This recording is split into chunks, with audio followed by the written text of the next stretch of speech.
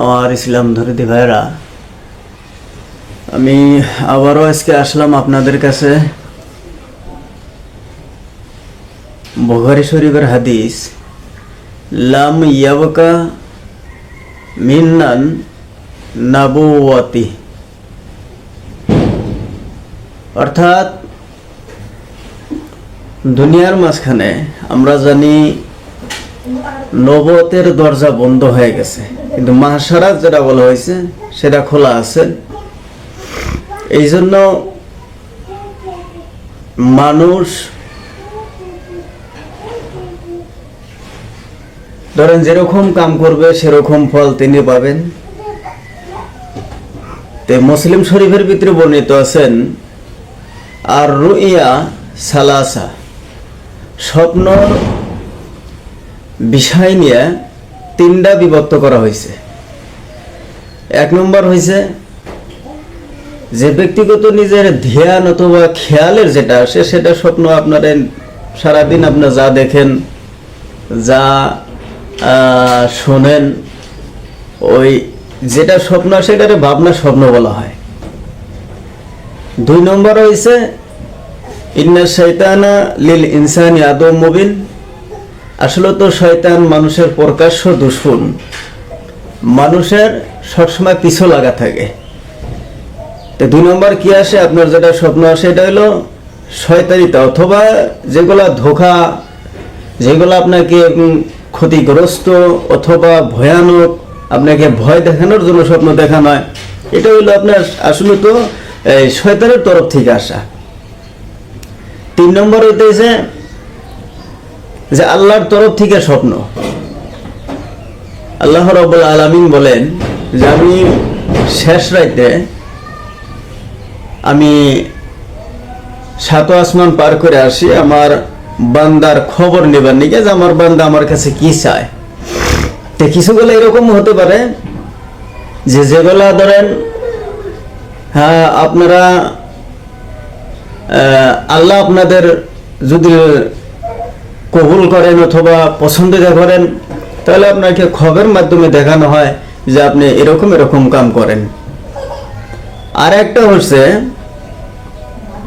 আকলুল হালাল, আর আপনি যদি চান যে না আমি ভালো খবর দেখবো, আমি ভালো একজন আল্লাহওয়ালা হব, তাহলে আপনার সবসময় হালাল খেতে হবে। সবসময় হালাল খাওয়া, হালাল পিন্দা, অথবা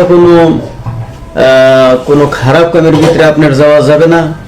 আর কোনো মানুষ যদি এরকম পড়ে যায় যে আমি খারাপ খাব অথবা ভয়ানক খাব আমি দেখলাম, তাহলে সে যেন এরকম কাম করে যে যদি ডাইন দিকে শুয়ে থাকেন, তাহলে আপনি যেন চৈতন অথবা ঘুমের থেকে উঠে আপনি 3 বার করে থুতু ফেলাবেন বাও ফেলে। আর যদি বাম পাশে শুয়ে থাকেন তাহলে ডান পাশে থুতু ফেলাবেন 3 বার।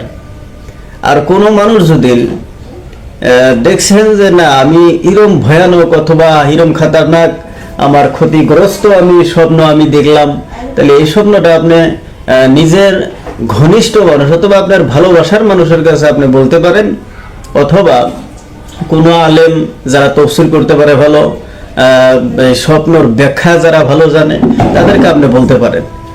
আপনি এরকম বলবেন না যে আপনি যার কাছে বলছেন আপনার ক্ষতি হবো। আল্লাহ রাব্বুল আলামিন সূরা ইউসুফ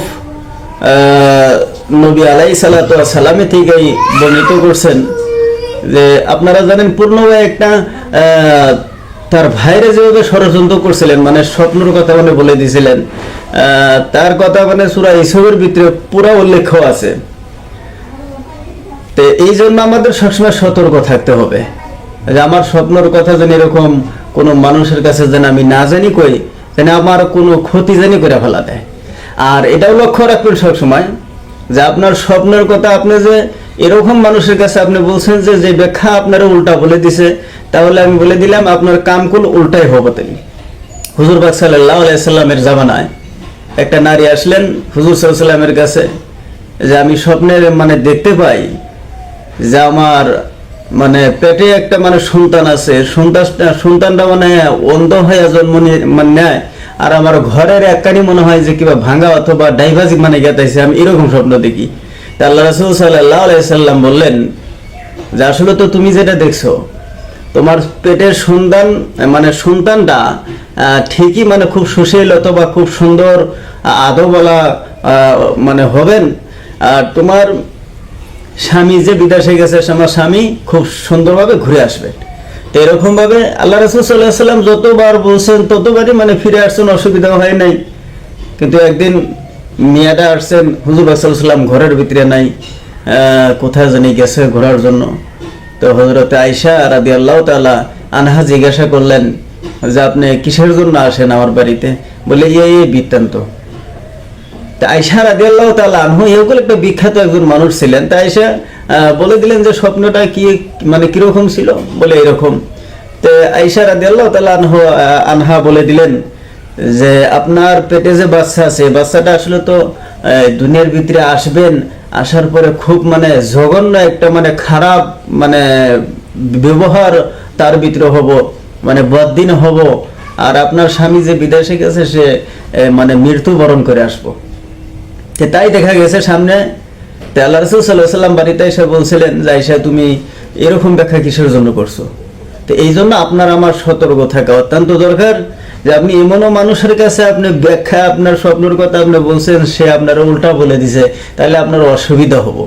এই জন্য আমরা সব সময় আমরা ভালো খেয়াল অথবা হালাল পথে চলার চেষ্টা করব, হালাল খাবো, জানি আমরা সবসময় জানি আমরা ভালোই জানি দেখি শয়তানি থেকে সবসময় পানা চাওয়া, সবসময় শয়তানের কাছে পানা চাওয়া, যা শয়তানের কাছে যে আমাকে আল্লাহ তুমি কি করো, আমার শয়তান মর্দুদ থেকে অথবা শয়তানের থেকে আমারে দূরে সরাইয়া রাখেন। এই জন্য সবসময় আপনারা আউযু বিল্লাহি মিনাশ শাইতানির রাজিম বিসমিল্লাহির রহমানির রহিম এটা সবসময় বলবেন যে আল্লাহ আমি শয়তান মর্দুদ থেকে আমি পানা চাই আপনার কাছে। আর যথাসম্ভব ওইরকম স্বপ্ন মানে ভয়ানক স্বপ্ন যদি আপনি দেখেন, তারপরে আপনি এই আউযু বিল্লাহ পড়বেন বেশি বেশি, আর 2 রাকাত নামাজ পড়ার চেষ্টা করবেন। 2 রাকাত নফল নামাজ পড়ে নিয়ে আর দোয়া করবেন আল্লাহর কাছে যে আল্লাহ আমাকে এরকম খারাপ স্বপ্ন থেকে তুমি দূরে মানে সরাই রাখো, আর ভালোভাবে চলবেন। আলহামদুলিল্লাহ খুব সুন্দর সুন্দর স্বপ্ন মানে আপনারা পাবেন। আমার কোনো ভাই যদি আছেন যে আমি এই স্বপ্ন দেখছি, আপনি কমেন্টে আমাকে জানিয়ে দিবেন। আলহামদুলিল্লাহ যথাচেষ্টা আমি কোরআন অথবা হাদিসের আলোকে আমি ইনশাল্লাহ আপনাদের সম্মুখে আমি রাখবো, ইনশাল্লাহ আপনাদের বলে দিব। খোদা হাফেজ।